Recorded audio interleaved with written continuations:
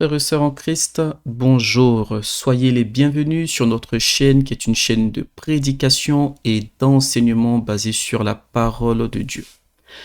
L'enseignement d'aujourd'hui est intitulé « Belle-mère, ne détruisez pas les foyers de vos enfants ». Avant d'aller plus loin, confions ce moment au Seigneur. Éternel Dieu Tout-Puissant, merci infiniment pour ton amour, merci pour ta grâce, ta bonté, ta miséricorde dans nos vies.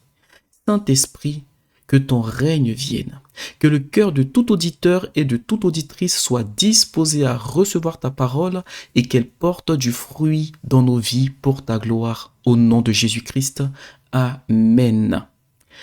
Frères et sœurs en Christ, cet enseignement vient clôturer notre série sur la famille. Pour rappel, on avait vu un enseignement sur le mariage, suivi d'un enseignement sur les femmes, ensuite sur les hommes, puis sur les enfants, et enfin, nous allons parler des belles-mères, des belles familles et plus précisément des belles-mères. L'objectif de cet enseignement n'est pas de manquer de respect à qui que ce soit. Nous sommes enfants de Dieu. Maintenant, nous devons comprendre une chose, c'est que la parole de Dieu nous enseigne sur tout. Il n'y a pas un sujet que l'on peut rencontrer sur cette terre sans avoir dans la parole de Dieu un message de Dieu pour traiter ce sujet-là.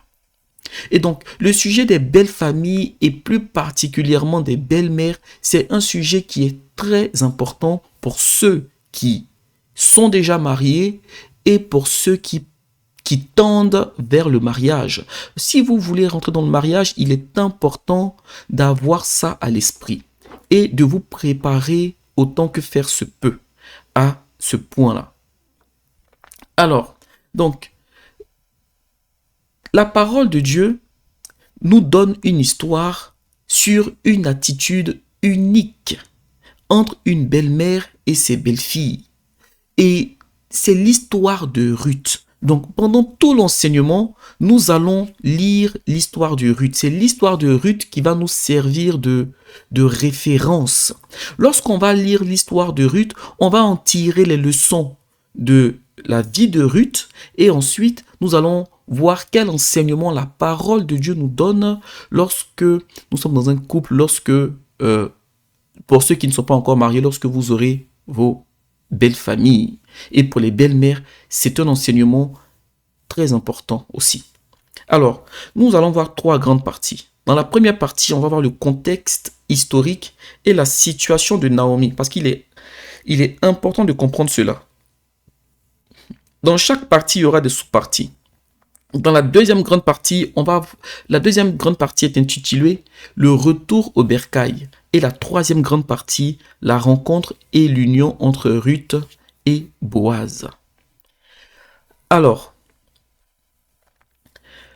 la parole de Dieu nous dit, frères et sœurs, dans Genèse chapitre 2, je prends Genèse chapitre 2, verset 24.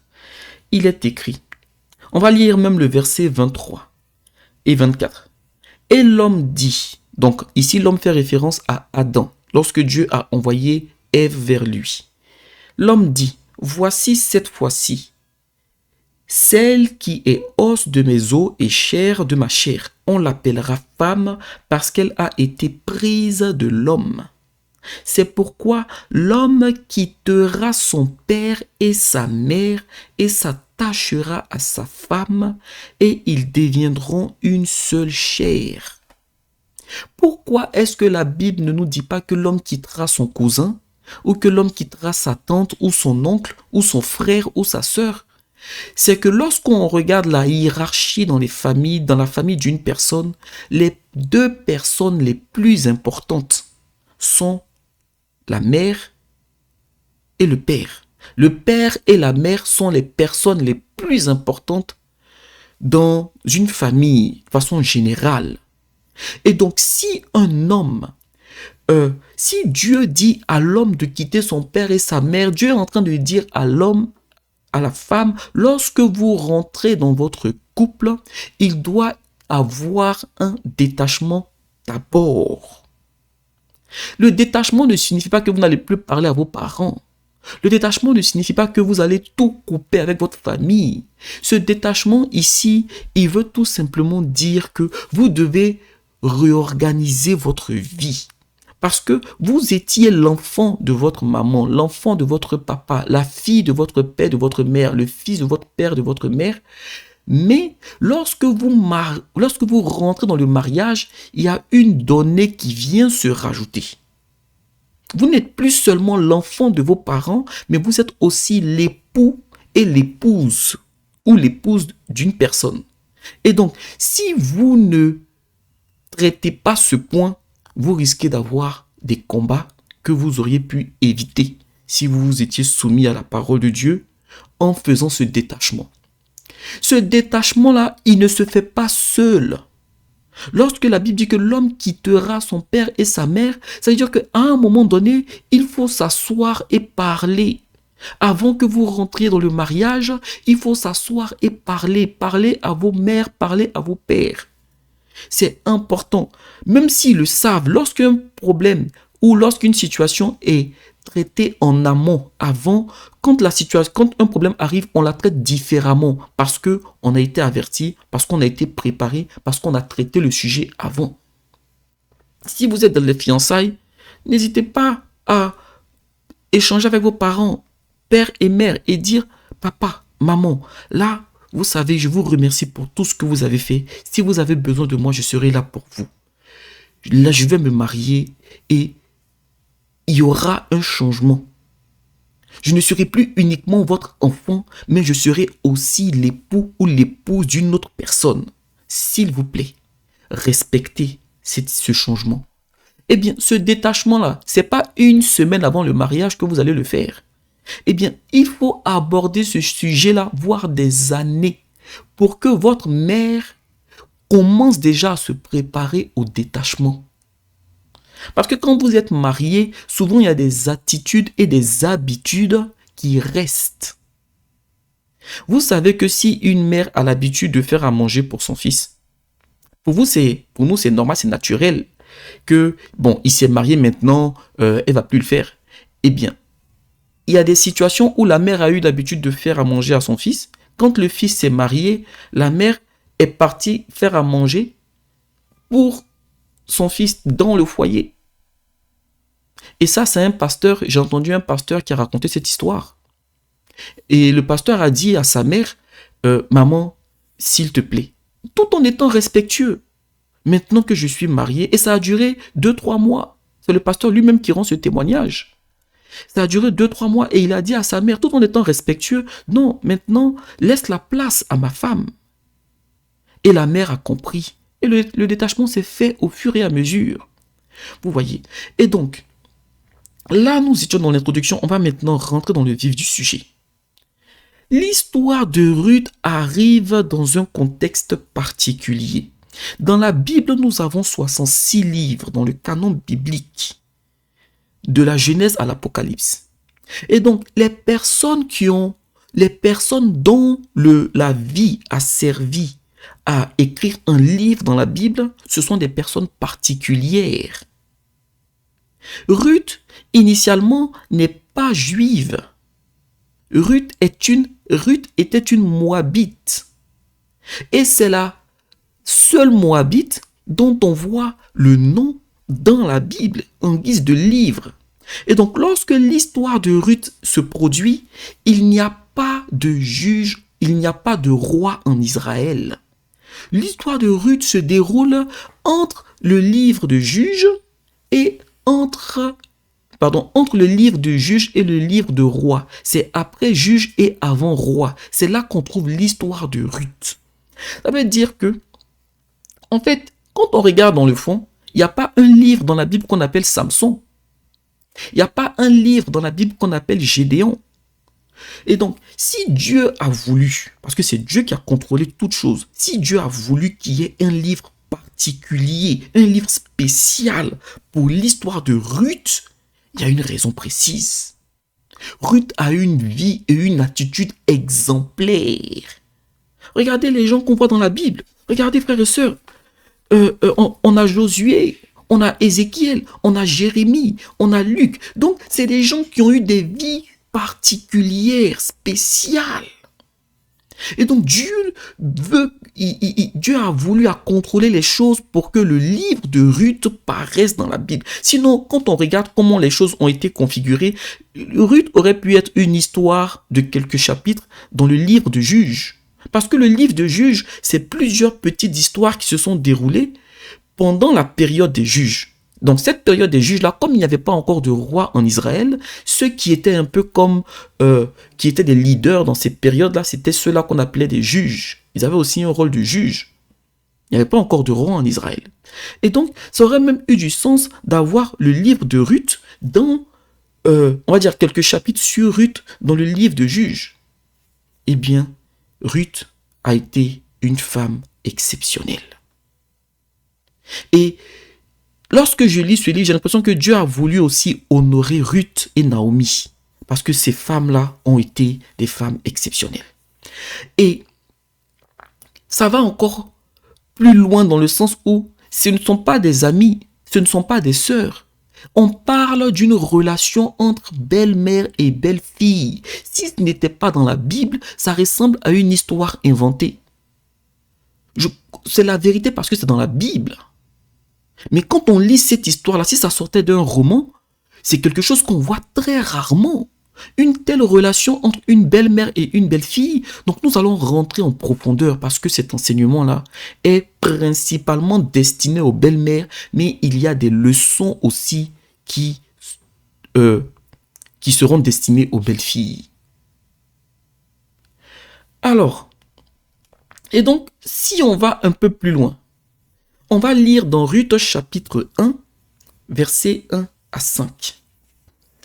Et donc, comme l'enseignement risque d'être long, je vais résumer ce passage-là et je vais procéder ainsi en plusieurs passages.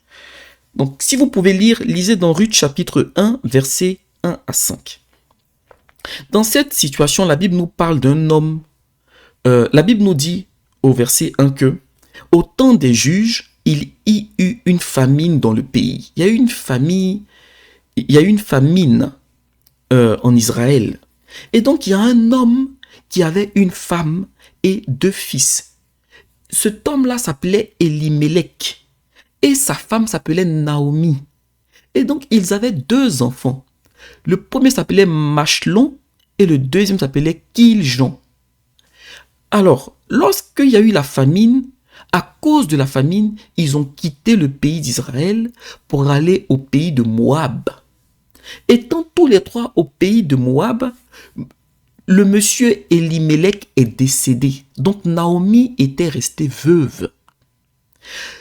Ses 2 fils, Machlon et Kiljon, se sont mariés.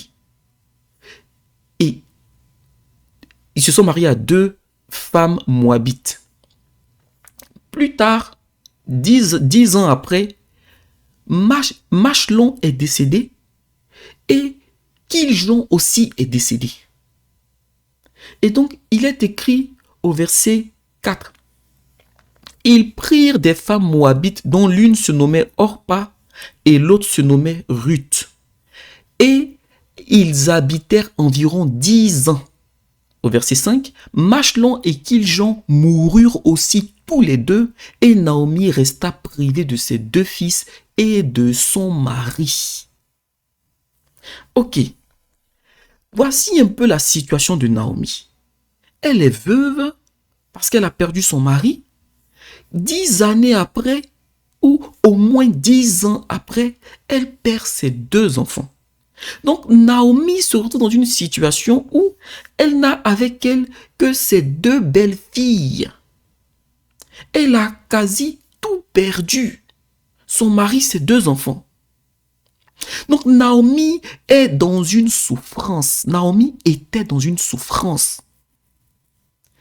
Et les 2 filles, les 2 belles filles étaient à côté de Naomi. Alors, cette situation de Naomi, elle est très importante avant d'aller plus loin dans l'enseignement. Lorsque vous rentrez dans un mariage, ou lorsque vous êtes en fiançailles, dans les temps de fiançailles, regardez bien la vie de vos belles-mères. C'est très important.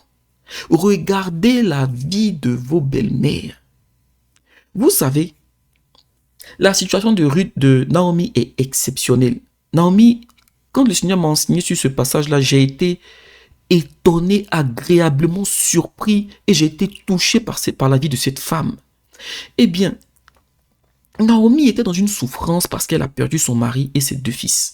Elle a enterré son mari et ses 2 fils. Elle reste avec 2 filles, ses 2 belles-filles. Imaginez juste un instant que c'est la belle-mère et ses belles-filles, il y a une relation conflictuelle. Imaginez comment c'est triste. Tu perds ton mari, tu perds tes 2 enfants et avec tes 2 belles-filles, c'est la guerre. Vous voyez? Eh bien, nous devons comprendre une chose. Dieu nous a fait de corps, âme, esprit. L'une des erreurs que les gens du monde font, et beaucoup de chrétiens aussi commettent cette erreur, c'est de croire que le temps guérit. Le temps ne guérit pas. Le temps vous fait oublier la blessure. Mais ce n'est pas parce que vous avez oublié la blessure intérieure que vous avez subie que vous êtes guéri. Ce n'est pas vrai.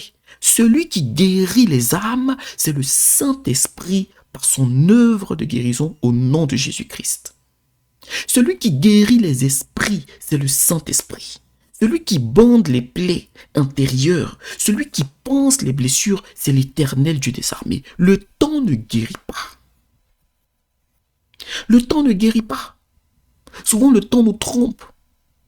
Vous n'avez pas vu la personne pendant longtemps, vous pensez que bon, c'est fini et tout, je suis guéri. Et puis quand vous voyez la personne 3 ans après, vous ressentez la blessure au fond de vous. Le temps ne guérit pas. Pourquoi est-ce que je dis ça? Lorsque le Seigneur m'a préparé au mariage, j'avais 17 ans quand j'ai eu la première révélation du Seigneur. À 19 ans, Dieu m'a dit, je vais te préparer. Le Seigneur a commencé à me préparer au mariage. À 19 ans. Et c'est 13 ans plus tard, c'est à 32 ans que je me suis marié. À 32 ans. Et pendant tout ce temps de préparation au mariage, le Seigneur m'a enseigné sur plusieurs choses. Pendant ce temps de préparation, ce n'est pas un temps où j'étais à gauche, à droite, en train de tourner à gauche, à droite. Non, c'est un temps où le Seigneur m'enseignait. Et il y a eu une période où le Seigneur m'a enseigné sur les belles familles et particulièrement les belles-mères. Vous savez, pourquoi est-ce que j'ai parlé de blessures de corps, de l'âme et de l'esprit?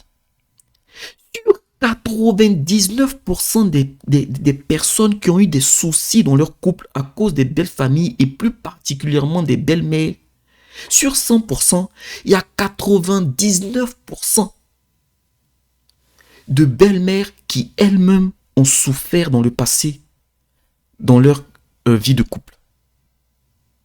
Il y a la plupart des belles-mères qui sont des belles-mères difficiles dans le foyer de leurs filles, dans le foyer de leurs fils. Souvent, ce sont des belles-mères qui elles-mêmes n'ont pas connu la joie, n'ont pas connu l'amour dans leur foyer. Je ne dis pas qu'ils ont divorcé, parce que oui, beaucoup ont divorcé, mais il y en a qui étaient dans le couple, mais qui souffraient dans le couple. Donc, elles ont été blessées dans leur cœur. Mais une blessure qui n'est pas guérie, elle finit par vous rendre aigri. Si vous ne laissez pas le Saint-Esprit vous guérir des blessures que les hommes vous ont fait subir dans le passé, si vous ne laissez pas le Saint-Esprit vous guérir, vous allez voir votre belle-fille, au début ça va bien se passer, mais il va arriver un temps, si vous ne faites pas attention, vous allez finir par être aigri. Vous allez voir votre beau-fils, vous allez finir par être aigri. Pourquoi? Parce que le cerveau humain, il est très compliqué. Le cerveau a tendance à envier. Parce que elle va se dire, mais le fils, il a peut-être une bonne attitude envers sa femme. Et la belle-mère, elle voit que son fils, il se comporte bien avec sa femme. Mais elle aurait aimé que son mari ou les hommes soient de bons maris comme son fils l'est envers sa belle-fille. Et donc, indirectement, ça peut finir par la rendre aigrie parce qu'elle-même, elle est blessée dans son cœur. Quelqu'un qui est blessé ne réfléchit pas toujours bien.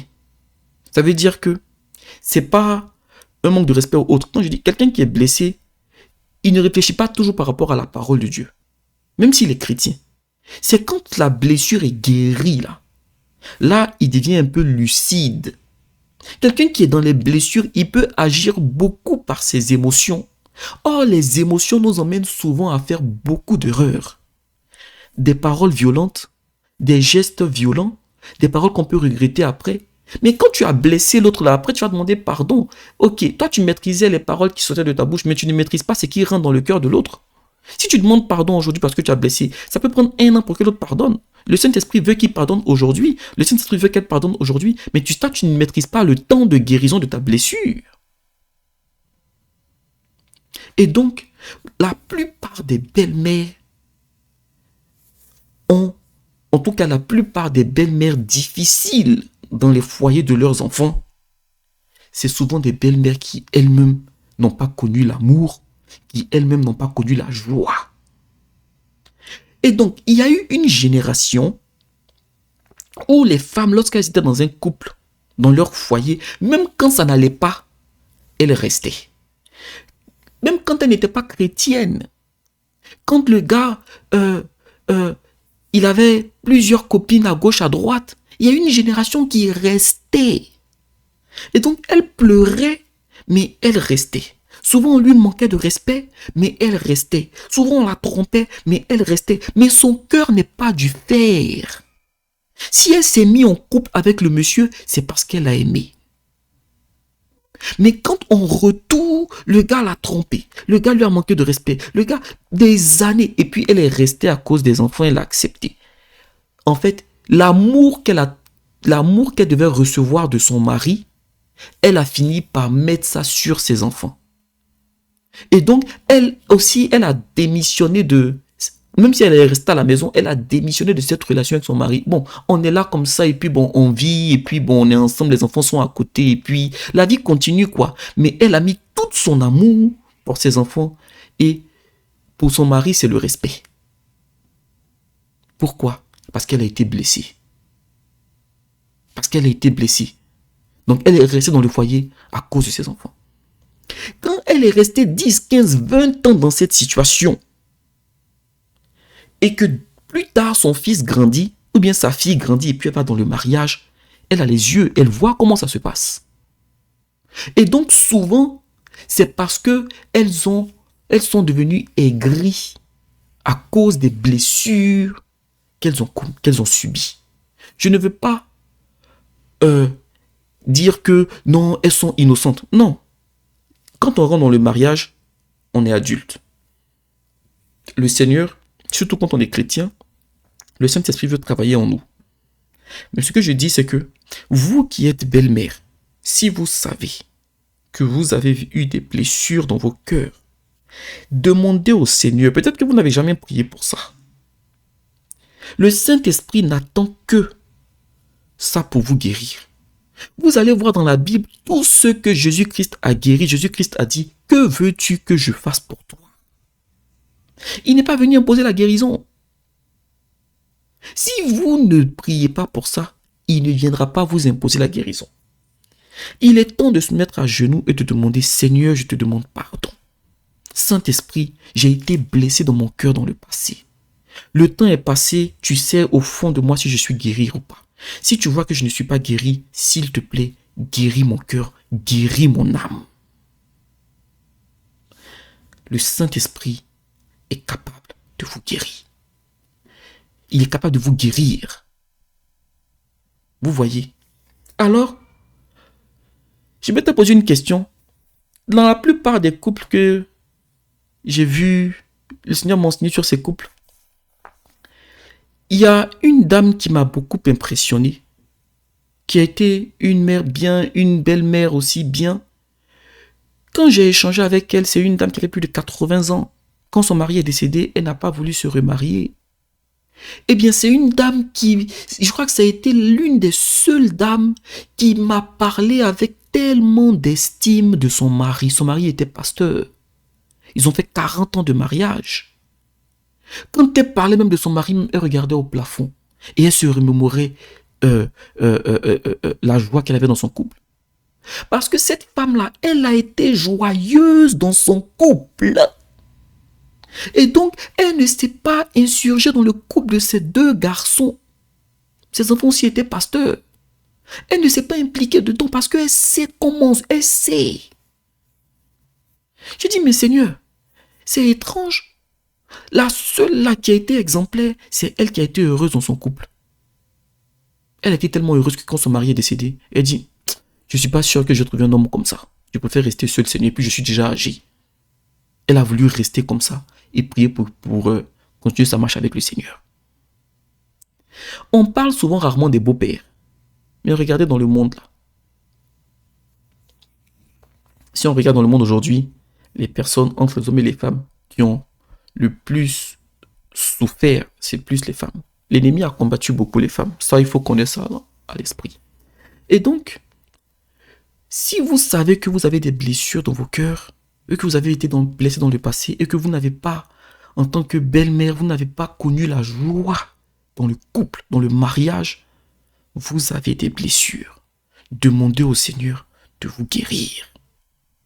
Si vous ne laissez pas le Saint-Esprit vous guérir, quand vos enfants vont rentrer dans le mariage, vous risquez d'être des belles-mères aigries ou des belles-mères qui vont causer beaucoup de tort dans le couple de leurs enfants. Donc, on voit la situation ici de Naomi, de Ruth et de Orpa. Donc, face à cette situation, on voit que Naomi a souffert.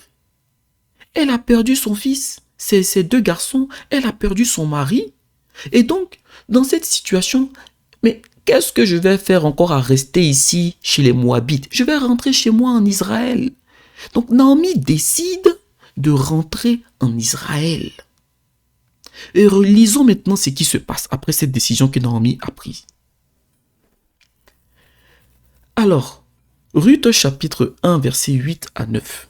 Il est écrit, Naomi dit alors à ses deux belles-filles, allez, retournez chacune à la maison de sa mère, que l'Éternel use de bonté comme vous l'avez fait envers ceux qui sont morts et envers moi. Que l'Éternel vous fasse trouver à chacune du repos dans la maison d'un mari. Elle les baisa, elles élevèrent la voix et pleurèrent. Frères et sœurs, les mots de Naomi sont forts. Ici, on apprend une chose. Ruth, elle était moabite. Orpa était moabite. Leurs maris sont morts. Mais quand leurs maris sont morts là, elles ne sont pas retournées directement dans la maison de leurs parents. Elles étaient chez elles, c'était dans leur pays. On était dans le pays des Moab. Mais elles sont restées avec leur belle-mère. Et c'est quand Naomi décide de partir que Naomi dit, retournez chez vos parents. Ça montre déjà que Naomi a été une belle-mère exceptionnelle. Parce que si ta belle-mère te fait souffrir, le jour où ton mari est mort, tu vas rester avec elle pour vivre. Pourquoi? Ruth et Orpa sont restés. Naomi a été tellement bienveillante et qu'elle dit, que le Seigneur use de bonté envers vous, comme vous l'avez fait envers ceux qui sont morts. Qui sont morts? Elle fait référence à ses deux fils. Ça veut dire que Ruth et Orpa étaient de bonnes belles-filles. On ne va pas tout remettre sur les belles-mères. Parce qu'il y a des belles-filles aussi qui sont vraiment difficiles. Le témoignage de Naomi ici, envers Ruth, sa fille, envers Orpa, elle dit, comme vous l'avez fait envers ceux qui sont morts et envers moi. Ça veut dire que Ruth et Orpa étaient bonnes envers leur mari, c'était de bonnes épouses, et envers Naomi, c'était de bonnes belles-filles. Et donc, vous savez, il y a une chose que souvent le monde dit, et la parole de Dieu le confirme. Les gens du monde disent, on ne récolte que ce que l'on sème. Et la Bible dit, il n'est permis à l'homme de récolter que ce qu'il a semé. Eh bien, belle-mère, lorsque vos enfants se marient, soyez bienveillante au début. Ou encore, je reprends ma phrase, soyez bienveillante dès le début. Soyez bienveillante. Belle fille, quand vous rentrez dans la vie d'un homme, soyez bienveillante dès le début. Frère, mari, vous qui êtes mariés, quand vous rentrez dans la vie d'une femme, soyez bienveillant envers vos belles-mères. Sachez une chose, belle-mère, vos belles-filles ne sont pas vos rivales et vos gendres ne sont pas vos ennemis. Si vous persécutez vos belles-filles, ne vous trompez pas. Ça va se répercuter sur vos fils ou vos filles. Si vous persécutez vos gendres, ça va se répercuter sur vos filles. Celui que vous persécutez là, il va souffrir parce que vous le persécutez. Quand vous n'allez pas être là, ça va se répercuter sur votre propre enfant. Votre enfant va souffrir. Ça veut dire que indirectement, en vous ingérant dans la vie de vos gendres ou de vos belles-filles, vous faites du mal aussi à vos propres enfants. Parce que si sa femme pleure, il va sentir la souffrance. Si lui, il pleure, sa femme va sentir et ça peut créer beaucoup de conflits dans le couple, jusqu'à aller même se répercuter sur les enfants et donc vos petits-enfants. En parlant des petits-enfants, on va voir ça plus tard à la fin de l'histoire de Ruth et de Naomi.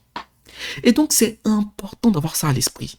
C'est important que dès le début du mariage, dans les 2-3 premières années, la semence que vous allez mettre dans la vie de vos fils, de vos gendres, de vos filles, de vos beaux-fils ou de vos belles-filles, il faut que cette semence-là soit une bonne semence parce que ça va être ça les fondements de votre relation pour plus tard. Naomi a été bienveillante. Naomi leur dit, non, toutes les deux, retournez chez vous, allez chez vos parents. Que Dieu vous bénisse, je vous bénis, et que Dieu permette que vous trouviez de bons maris. Maintenant, voyons ce qui se passe par la suite. Dans Ruth chapitre 15, Ruth chapitre 1, verset 15 à 18, il est écrit. Et là, je vais expliquer ce qui s'est passé entre temps, rapidement. Lorsque Naomi a dit ça, Orpa, elle a accepté. Elle est partie. Elle est retournée chez ses parents. Maintenant, voici ce que Ruth dit. Il y a eu un échange entre Ruth et Naomi du verset 15 au verset 18 et c'est ce qu'on va lire. Au verset 15, Naomi dit à Ruth, « Voici, ta belle-sœur est retournée vers son peuple et vers ses dieux. Retourne comme ta belle-sœur. » Naomi est en train de parler à Ruth. Et Ruth répondit, « Ne me presse pas de te laisser, de retourner loin de toi. Où tu iras, j'irai. Où tu demeureras, je demeurerai. Ton peuple sera mon peuple et ton Dieu sera mon Dieu. Où tu mourras, je mourrai et je serai enterré et j'y serai enterré. Que l'Éternel me traite dans toute sa rigueur si une autre chose que la mort vient à me séparer de toi. » Waouh! Mais les mots de Ruth sont forts. Frères et sœurs en Christ, regardez, une femme qui n'est même pas ta mère. Les mots de Ruth sont forts. J'ai envie de lire même une deuxième fois. J'ai médité sur ce passage. J'ai dit, Saint-Esprit, s'il te plaît, qu'est-ce qui a poussé Ruth à parler comme ça à Naomi? Il y a des femmes qui ont eu des enfants qui ne leur ont jamais prononcé ce type de parole. À plus forte raison, une belle fille qui prononce une parole comme ça à sa belle-mère. Qu'est-ce que Naomi a fait pour que le cœur de Ruth s'attache tant? Vous savez, si vous semez l'amour, belle-mère, vous allez aussi récolter l'amour. Ruth ne s'est pas levée du jour au lendemain pour dire une parole comme ça à sa belle-mère. Ruth a préféré abandonner ses dieux, a abandonné ses parents pour aller avec sa belle-mère Naomi. Ruth a pris Naomi même plus que sa mère. Et jusqu'à ce que Ruth te dise, où tu iras, j'irai, je demeurerai. Même là où tu en vas, là, même si on n'a pas de maison, qu'on doit dormir dehors, on va dormir dehors ensemble. Mais Naomi, je ne vais pas t'abandonner. Si on ne nous dit pas que, vous voyez frères et sœurs en Christ, si vous enlevez cette phrase-là du livre de Ruth, vous la mettez sur une feuille, ça ressemble à une déclaration d'amour entre un homme et une femme. Comme une femme qui dit à celui qu'elle aime, « Oh, tu iras, mon chéri, je vais rester avec toi. Je vais te suivre partout où tu iras, je ne vais pas t'abandonner. » On dirait l'église qui est en train de parler à Jésus-Christ. Pierre a dit à Jésus-Christ, « À qui irions-nous? Tu as les paroles de la vie. » Une abnégation dans l'amour, un amour total, un amour sans intérêt, un amour agapé, un amour profond et fort, un amour comme ça. On dirait même que c'est une prière même qu'on est en train de faire à Dieu. Quand j'ai lu cette phrase, j'ai dit, ah Seigneur, c'est peut-être pour ça que tu as permis qu'il y ait un livre pour Ruth. Ruth a grandi dans une famille, elle a eu une éducation, on lui a enseigné des dieux, les dieux qu'elle devait servir. Et elle va vers un Dieu qu'elle ne connaissait pas. Pourquoi? À cause de l'amour qu'elle avait reçu de Naomi. Quand vous voulez évangéliser, là j'ouvre une parenthèse, votre première évangélisation, c'est votre témoignage. Vous travaillez dans un endroit, vous parlez de Dieu, c'est bien beau, mais votre attitude là, si elle n'est pas exemplaire, les gens ne vont pas vouloir vous écouter. Votre premier témoignage, votre première évangélisation, c'est votre témoignage. C'est pourquoi la Bible dit, ils l'ont vaincu par le sang de l'agneau et par la parole de leur témoignage. Le sang de l'agneau, c'est ce que Jésus-Christ a fait. Notre témoignage, c'est ce que nous faisons. Il faut les deux. Chacun fait sa part. Vous voyez, frères et sœurs en Christ, belle-mère, vous devez semer l'amour. Et vous allez récolter l'amour.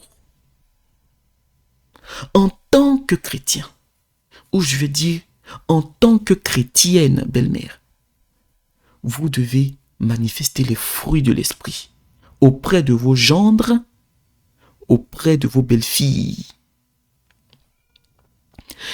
Vous savez que dans les couples, deux personnes qui ont une culture différente, souvent une éducation différente, une conception de la vie différente, et que l'amour les rassemble au début là. Au début, c'est joli. Quand ils vont rentrer dans le couple, il va arriver quelques semaines après, quelques mois après, où leurs caractères vont se frotter. C'est là où le Seigneur demande aussi à la femme, il dit, femme, soyez soumise. Parce que lorsque la femme est soumise, ça couvre beaucoup de problèmes. Voilà. Et donc, quand ils sont en train d'apprendre à se connaître, l'homme et la femme, ils n'ont pas besoin d'un conflit qui vient des belles-mères. Lorsqu'ils sont en train de se connaître et qu'il y a des désaccords, il y a des incompréhensions au début là, il ne faut même pas que la fille pense que je vais aller voir ma mère et puis là, elle va prendre parti pour moi. Non. Vous devez aider vos fils, vos filles à faciliter ce détachement. Elles sont rentrées dans le couple à deux. Ou ils sont rentrés dans le couple à deux. S'il y a des problèmes, que d'abord, ils demandent au Saint-Esprit si les deux sont chrétiens. Qu'ils demandent au Saint-Esprit. Et s'ils viennent vous consulter, soyez mesurés dans vos propos. Et ayez des mots qui conduisent à la paix. Des mots qui conduisent à l'amour. Pas des mots qui vont accentuer la division, la séparation. Si votre fille vient se plaindre, non maman, voilà ce qu'il a fait, vraiment c'est pas bien. Et puis vous êtes une belle-mère chrétienne et vous dites, mais il se prend pour qui même? C'est pas bon.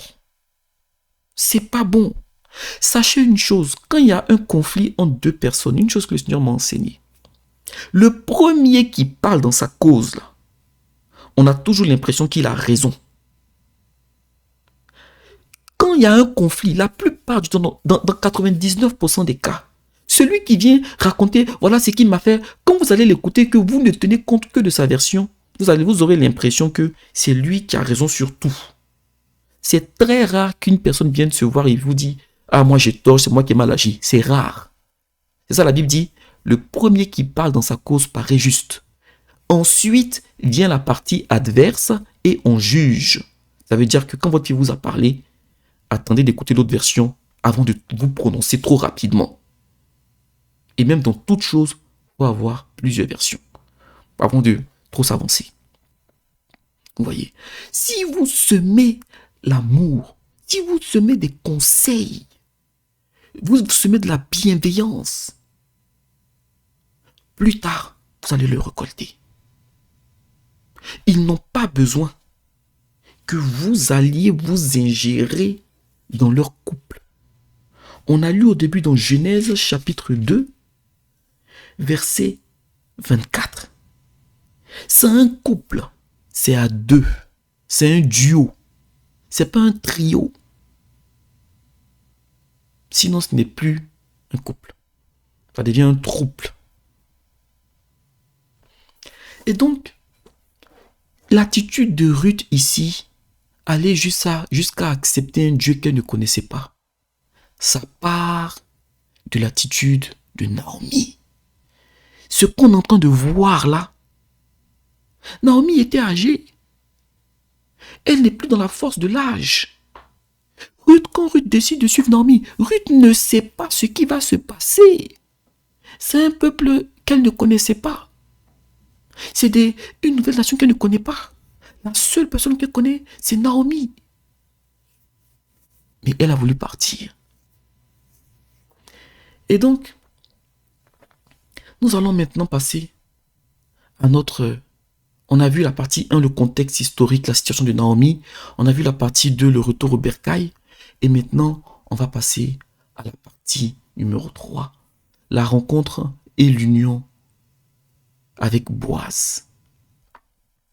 Alors, lisons dans Ruth chapitre 2, versets 2 à 3. Lorsque Ruth arrive avec Naomi en Israël, ils étaient dans un endroit et au verset 2, Ruth a dit à Naomi, « Laisse-moi, je te prie, aller glaner des épis dans le champ de celui aux yeux duquel je trouverai grâce. » Naomi répondit, « Va ma fille. »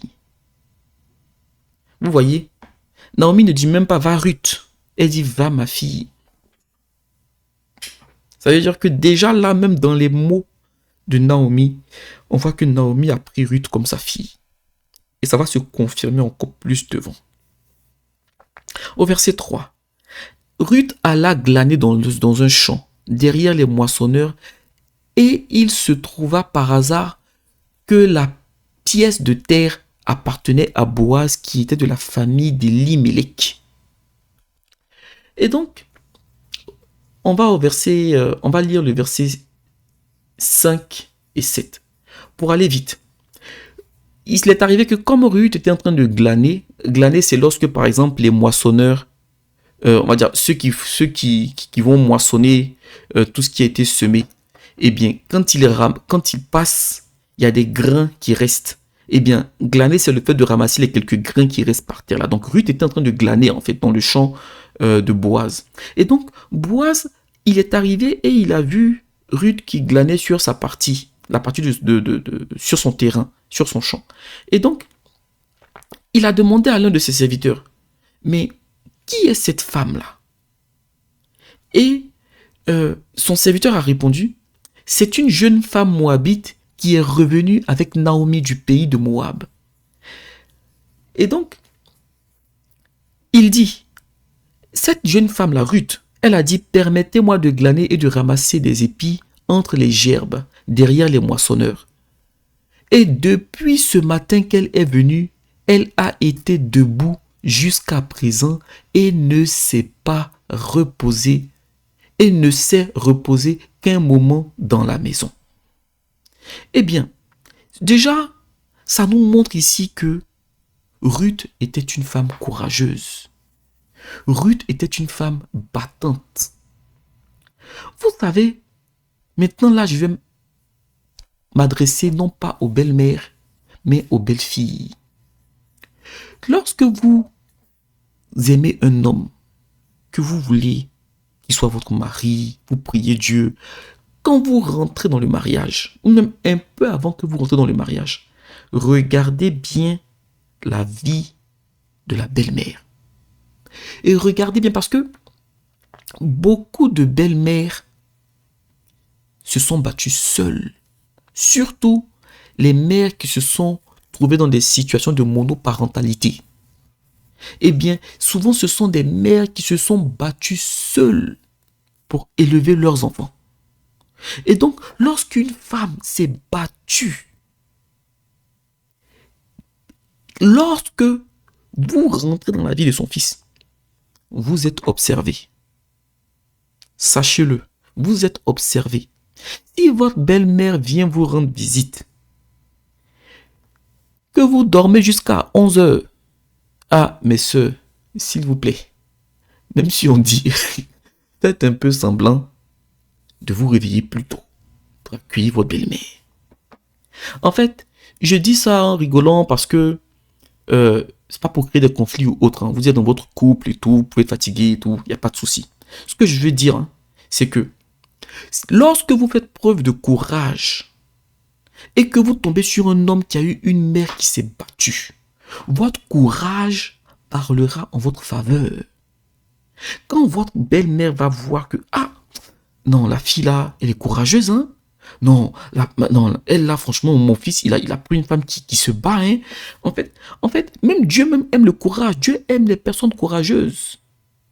Vous voyez, mes sœurs en Christ, lorsqu'on lit dans Proverbe, là, si je prends rapidement Proverbe chapitre 30, chapitre 31, la Bible nous parle de la femme vertueuse.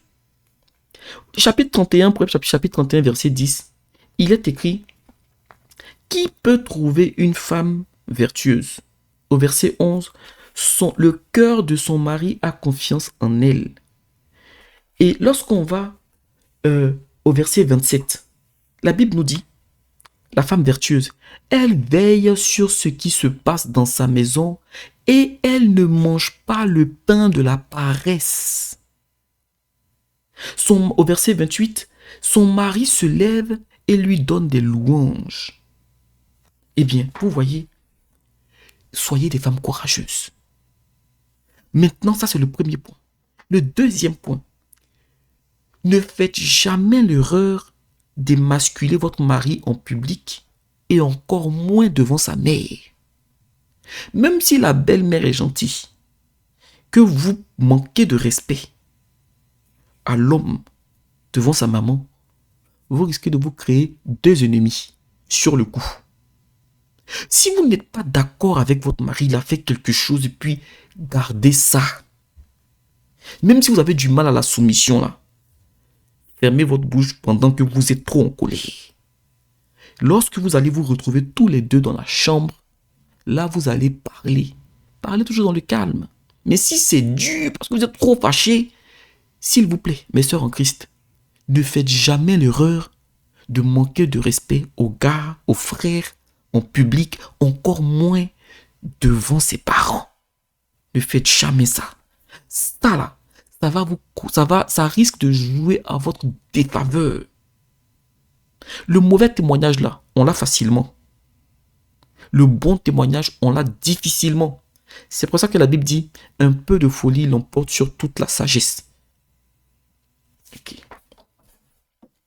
Lorsqu'on lit toujours dans Proverbe chapitre 31, au verset 11, il est écrit, le cœur de son mari a confiance en elle. Au verset 12, elle lui fait du bien et non du mal tous les jours de sa vie. Quand vous manquez de respect à votre mari devant ses parents, de surcroît devant sa maman ou son papa, vous lui faites du mal. Vous lui faites du mal. Au verset 23, il est écrit, il est son mari est considéré aux portes lorsqu'il siège avec les anciens du pays. Un homme dont la femme est masculine, en fait, un homme qui se fait manquer de respect par sa femme devant tout le monde, qu'il monte, qu'il descende, même si les gens se taisent quand il est là, il est moins considéré. Un homme qui n'est pas respecté par sa femme en public, s'il est en famille et que sa femme lui manque de respect devant sa famille, en fait, on va le respecter parce que, bon, il faut respecter tout le monde, hein, mais la considération, là, si sa femme ne lui donne pas cette considération publique, les autres ne vont pas lui donner cette considération. Ça, il faut en être sûr. C'est pourquoi, belle fille, je fais maintenant la parenthèse, 2 conseils. 1, soyez courageuse. Et 2, comme on a vu dans l'autre enseignement, la soumission. Si vous n'êtes pas d'accord, vous n'êtes pas content, vous êtes trop fâché, ne laissez pas le soleil se coucher sur votre colère. C'est ce que la Bible dit. Et ne masculez pas votre mari en public, encore moins devant ses parents. Et de surcroît devant sa belle, devant sa maman ou son papa. On va aller un peu plus loin. On va aller dans Ruth chapitre 2, versets 11 à 13. Alors, on a parlé du témoignage de Ruth à Boaz. Et donc, regardez maintenant ce que Boaz... Qu'est-ce qui s'est passé? Boaz, il s'est approché de Ruth et il a commencé à échanger avec Ruth. Au verset 11, voici ce que Boaz dit.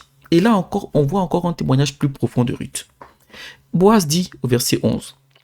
On m'a rapporté tout ce que tu as fait pour ta belle-mère depuis la mort de ton mari et comment tu as quitté ton père et ta mère et le pays de ta naissance pour aller vers un peuple que tu ne connaissais point auparavant.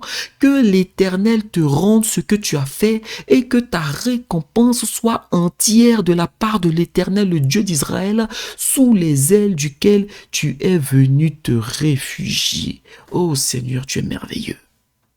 Regardez le témoignage de Ruth. Ce que Ruth a fait depuis Moab, c'est arrivé jusqu'en Israël, jusque dans les oreilles de Boaz. Et donc, la parole de Dieu nous dit dans 1 Pierre chapitre 3, versets 3 à 5. Pierre donne un conseil aux femmes et il dit: ayez non cette parure extérieure. Non cette parure extérieure. Autrement dit, Pierre est en train de dire, mes sœurs, arrêtez de mettre trop l'accent sur votre apparence physique. Il ne dit pas que c'est mauvais. Il dit, ce n'est pas ça qui est le plus important. Votre apparence physique là, c'est pas ce qui va garder un mari. Il dit, ayez non cette parure extérieure qui consiste dans les cheveux tressés, les ornements d'or ou les habits qu'on revêt. Mais ayez la parure intérieure et cachez dans le cœur la pureté incorruptible d'un esprit doux et paisible qui est d'un grand prix devant Dieu. Ainsi se paraient autrefois les saintes femmes qui espéraient en Dieu soumises à leur mari. Vous pouvez relire 1 Pierre chapitre 3, versets 3 à 5. Ici, Ruth est la démonstration de la parure intérieure et cachée dans le cœur. Et Pierre nous dit qu'il est d'un grand prix devant Dieu. Il y a des femmes aujourd'hui, malheureusement, l'attitude fait que le mari se retrouve dans des situations où il pleure. Il dit, mais Seigneur, c'est quelle femme tu m'as donnée? C'est quelle femme j'ai pris? Au départ, c'était pas comme ça. Les gens vont vous voir dehors, ils vont apprécier peut-être votre beauté physique. Mais celui avec qui vous vivez là, lui, il vous voit avant que vous mettez tout ce qui est somptueux, toute la parure, là, avant que vous la mettiez. Lui, il voit. Et il voit aussi le soir quand vous dormez. Donc, ce avec quoi il vit là, c'est le comportement. C'est le cœur, c'est ce qui est caché. Et la Bible nous dit que lorsque vous êtes une femme douce et paisible, lorsque vous mettez l'accent sur la parure intérieure, votre Créateur, l'Éternel Dieu des armées, Jésus, qu'est-ce que vous dites que vous aimez? La Bible dit que c'est un grand prix devant Dieu. À plus forte raison si vous êtes la femme d'un pasteur. Si vous êtes la femme d'un pasteur, en apportant la douceur et la paisibilité dans le couple, eh bien, ça facilite même au pasteur de grandir et de rechercher plus spirituellement la face de Dieu. la parure intérieure témoignera en votre faveur. Ici, la parure intérieure de Ruth a témoigné en sa faveur. Depuis Moab jusqu'en Israël, jusque dans la maison de Boaz. Vous voyez, frères et sœurs. Et donc, lorsqu'on va lire dans Ruth chapitre, toujours chapitre 2, du verset 17 à 23. Je vais lire juste les passages clés. Et donc, Ruth a glané. Quand elle a fini de glaner, alors j'ai l'impression que j'ai oublié un passage. Oui, voilà, merci Seigneur. J'avais oublié un passage, je vais revenir dessus. Lorsque Boaz a échangé avec Ruth, du verset 14 au verset 18, il s'est passé quelque chose. Boaz a invité Ruth à manger avec lui et avec tous ses serviteurs et ses servantes. Et Ruth montre encore quelque chose de fort. Du verset 14 au verset 18, il est écrit: elle s'assit, donc Ruth s'assit aux côtés des moissonneurs. On lui donna du grain à moudre. Elle mangea et se rassasia et elle garda le reste. Au verset 18, elle l'emporta et rentra dans la ville et sa belle-mère vit ce qu'elle avait glané. Elle sortit aussi les restes de son repas et les lui donna. Regardez à quel point Ruth aussi en retour, elle a été bienveillante envers Naomi. La bienveillance de Ruth est étroitement liée aussi à l'attitude de sa belle-mère. Encore une fois, on récolte ce qu'on a semé. Qu'est-ce qui se passe ici, frères et sœurs en Christ? Quand Ruth a glané là, tout ce qu'elle a glané, c'était par terre. Il faut mettre ça dans un sac, aller après préparer. Mais elle n'a pas fait que glaner. Quand elle était chez Boaz, dans le champ de Boaz, elle a glané. Quand elle a fini de glaner, on a invité Ruth à manger. Ruth a mangé et pendant qu'elle est en train de manger, elle a pris le reste. Elle a pris un reste, elle a mis de côté une nourriture déjà toute prête. Elle a mis de côté pour qui? Pour Naomi. Au verset 18, quand elle arrive, la fin de la journée arrive, elle retourne à la maison et elle rend à Naomi ce qu'elle avait non seulement glané, mais la nourriture toute prête qu'elle avait mis de côté pour Naomi. Ça veut dire que le soir, sur le coup, il n'y avait pas besoin de repréparer encore de la nourriture. Ce qu'elle a glané pouvait être préparé demain. Mais le soir, là, il y avait la nourriture toute prête que Naomi pouvait manger. Regardez-moi cette bienveillance. Elle a pensé à Naomi. Elle a pensé à Naomi. Et donc, on va aller un peu plus rapidement. Lorsqu'on lit dans Ruth chapitre 2, verset 17 à 23, Naomi, elle dit, mais tu as quand même beaucoup glané. Où est-ce que tu as glané cela?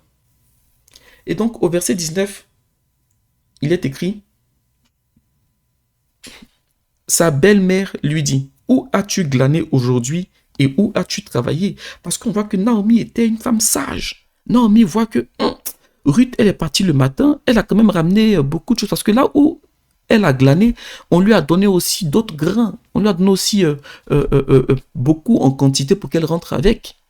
Vous voyez, parce que Ruth a été estimée. Et donc, au verset 19 et 20, Ruth explique ce qui s'était passé avec Boaz et tout, il lui a parlé et tout ça. Et Naomi est très sage. Naomi est sage. Naomi dit au verset 20, « Béni soit l'Éternel qui se montre miséricordieux pour les vivants, comme il le fut pour ceux qui sont morts. Cet homme est notre parent. » Lui dit encore Naomi, il est de ceux qui ont droit de rachat sur nous. Alors, en fait, Naomi, elle a tout de suite fait le rapprochement. Elle a dit à Ruth, cet homme-là, par rapport aux lois qu'on a en Israël, il fait partie de notre famille éloignée, mais comme ça reste quand même la famille. Il a le droit de rachat sur nous.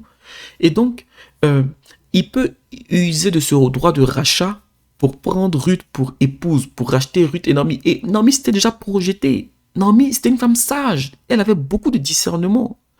Et donc, Naomi, elle échange avec Ruth. Et Ruth va plus loin en disant, au verset 21, « Il m'a dit de rester dans son champ pour continuer à moissonner. » Et là, il y a un mystère que je veux partager avec vous. Souvent, beaucoup d'enfants de Dieu se plaignent du fait qu'ils ont prié pendant longtemps et ils n'ont pas eu la bénédiction que Dieu leur avait promis. Que ce soit par rapport au mariage, par rapport au travail, par rapport à d'autres choses. C'est vrai que oui, par moments, l'ennemi peut s'opposer à vos bénédictions. Par moments, ça peut être le péché. Mais il y a des situations où ce n'est ni le péché, ni le diable, c'est tout simplement que vous n'êtes pas au bon endroit. La Bible nous dit que lorsque Jézabel voulait tuer le prophète Élie, Dieu lui a dit, va dans tel endroit, j'ai ordonné à des corbeaux de te nourrir là. Il y a un endroit précis où les corbeaux devaient envoyer la bénédiction, devaient envoyer la nourriture pour nourrir Élie dans le désert, parce que c'était un temps de famine. Vous voyez? Eh bien, ici, on voit au verset 22, Ruth chapitre 2, verset 22, Naomi dit à Ruth, sa belle-fille, il est bon, ma fille, que tu sortes avec ses servantes, avec les servantes de Boaz, et qu'on ne te rencontre pas dans un autre champ. Naomi a compris que là, il y a quelque chose qui peut se passer avec Boaz. Naomi a compris par son discernement d'une femme âgée, d'une femme sage, d'une femme qui veut du bien pour sa fille Ruth. Elle a dit, Ruth, attention. Si cet homme-là s'est comporté comme ça avec toi, là, peut-être que toi, tu ne vois pas encore ce qui arrive. Faut pas qu'on te voie dans un autre champ. Ta bénédiction là, Ruth, elle se trouve dans le champ de Boaz. Faut pas aller glaner dans un autre champ. C'est parce que si on te voit là-bas, tu ne sais pas ce qu'on peut dire. Tu ne sais pas ce que l'ennemi peut créer dans l'esprit de Boaz. On va dire quoi? Ruth, aujourd'hui, elle a glané ici. Demain, elle est partie glaner là-bas. Là-bas, elle est partie glaner à gauche, à droite. Elle glane partout. Et puis, tu sais pas, on risque de salir ton témoignage parce que tu mets les pieds partout. Tu ne sais pas ce qui peut se passer. Là où Dieu a commencé à t'ouvrir la porte, là, tu as trouvé grâce aux yeux de Boaz. Faut pas partir quelque part. Ruth, s'il te plaît, reste là. Eh bien, Ruth, par l'estime qu'elle avait pour sa belle-mère, qui était comme sa mère, elle est restée là. Jusque, on verra la prochaine, dans la troisième partie. Et là, on va faire rapidement et on va conclure. Ruth ayant continué à glaner, vous pouvez lire dans le Ruth chapitre 3 et chapitre 4, vous allez voir, Naomi a donné des stratégies à Ruth pour se rapprocher de Boaz, tout en étant dans la pureté, dans la sanctification, en étant une femme qui craint l'Éternel. Parce qu'elle a dit, ton Dieu sera mon Dieu. Donc elle n'a pas fait les choses en dehors de la parole de Dieu. Naomi a donné des consignes à Ruth. Dans Ruth chapitre 3 verset 5, Ruth répondit, je ferai tout ce que tu as dit. C'est Ruth qui répond comme ça à Naomi. Ruth a suivi ce que Naomi avait fait. Ce que Naomi lui avait dit. Et cette confiance-là émane du fait que dans le passé, Ruth savait que Naomi voulait son bien. Ruth le savait. Naomi avait témoigné par la bienveillance, par l'amour. Ruth le savait. Donc elle a exécuté tout ce que Naomi lui avait dit. Et de fil en aiguille, Boaz a appliqué son droit de rachat sur Ruth. Et on lit dans Ruth chapitre 4 verset 13 à 17, il est écrit, Boaz prit Ruth qui devint sa femme et il alla vers elle. L'Éternel permit à Ruth de concevoir et elle enfanta un fils. Maintenant, regardez comment c'est magnifique, frères et sœurs en Christ. Au verset 14, les femmes dirent à Naomi, béni soit l'Éternel qui ne t'a point laissé manquer aujourd'hui d'un homme ayant droit de rachat et dont le nom sera célébré en Israël. Cet enfant, donc l'enfant que Ruth a enfanté, cet enfant restaurera ton âme et sera le soutien de ta vieillesse. Car ta belle-fille qui t'aime, vous voyez encore le témoignage, aux yeux de tout le monde, on savait que Ruth aimait sa belle-mère. Ta belle-fille qui t'aime l'a enfantée. elle qui vaut mieux pour toi que 7 fils. Au verset 16, Naomi prit l'enfant et le mit sur son sein, et elle fut sa garde. Les voisines lui donnèrent le nom, les voisines lui donnèrent un nom en disant: un fils est né à Naomi, et elles l'appelèrent Obed. Ce fut le père d'Isaïe, père de David. Vous voyez, frères et sœurs en Christ, la gloire de Dieu. L'enfant de Ruth là, il a été le grand-père du grand roi David. Ruth qui elle-même n'est même pas juive de base. Ruth est moabite. Mais elle est devenue juive par alliance. À cause de son attitude, Dieu l'a mis dans la lignée de Jésus-Christ. Parce que Jésus-Christ est issu de la lignée de David, de par Joseph. Et donc, non, le Seigneur est merveilleux. Frères et sœurs en Christ, regardez ce qui se passe ici. Et on va terminer là-dessus. La parole de Dieu nous dit que Dieu a permis que Ruth conçoive un enfant. Tout ce que Naomi a semé, aujourd'hui, Ruth fait un enfant et Naomi prend l'enfant et elle devient la garde, comme la nounou de l'enfant. Une chose qui est difficile dans la vie aujourd'hui des personnes âgées, c'est la solitude. Lorsque, belle-mère, vos enfants se marient, aujourd'hui vous avez peut-être 50 ans, vous avez peut-être 60 ans. Donc, demain dans 20 ans, 15 ans ou 30 ans, quand vous allez avoir 80 ans ou 90 ans, vous n'aurez plus la même force de l'âge. La solitude, souvent ça fait vieillir plus rapidement. Le fait de voir vos petits-enfants jouer à côté de vous, eh bien, vous avez une vieillesse agréable. Le fait de voir vos petits-enfants grandir, et puis, en fait, ça apporte la joie là où vous êtes. Maintenant, imaginez que vous avez fait souffrir votre gendre, ou bien que vous avez fait souffrir votre belle-fille. Quand vous allez prendre de l'âge là, est-ce que vous pensez qu'ils vont vouloir vous accueillir chez eux? Ou bien est-ce qu'ils vous pensez qu'ils vont vouloir que, même si votre fils veut, eh bien votre belle-fille, elle peut faire opposition. Même si votre fille veut, eh bien votre gendre, il peut faire opposition. Le bien que vous semez aujourd'hui, demain, Dieu permettra que vous le récoltez. Maintenant qu'on a dit ça, il y a aujourd'hui dans les couples une réalité, c'est qu'il y a beaucoup de conflits avec les belles familles et particulièrement les belles-mères. Là, je vais terminer par une conclusion. Vous qui êtes belle-fille, ou vous qui êtes beau-fils, qui êtes gendre, si vous avez senti en vous de la blessure de la part de vos belles-mères, vous êtes chrétien, vous êtes chrétienne, pardonnez. Pardonnez. Ne laissez pas la colère semer la haine dans votre cœur. Nous sommes des enfants de Dieu. C'est vrai que ce n'est pas facile. C'est vrai que vous avez peut-être subi des choses injustes. C'est peut-être vrai. Mais pardonnez. Pardonnez. Le pardon est une puissance qui libère. Ne laissez pas la haine être semée dans votre cœur. Ne laissez pas. Si vous êtes encore blessé, demandez au Seigneur de vous guérir. Que le Seigneur vous soutienne. Maintenant, vous qui êtes belle-mère, si vous regardez au fond de vous et vous savez que vous n'avez pas bien agi, belle-mère chrétienne, il n'est pas encore trop tard. Parce que là où est l'Esprit du Seigneur, là est la liberté.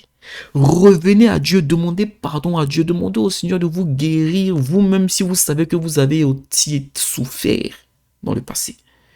Et demandez pardon au Saint-Esprit d'abord pour tout ce que vous avez fait comme ingérence dans le couple de votre fils ou de votre fille.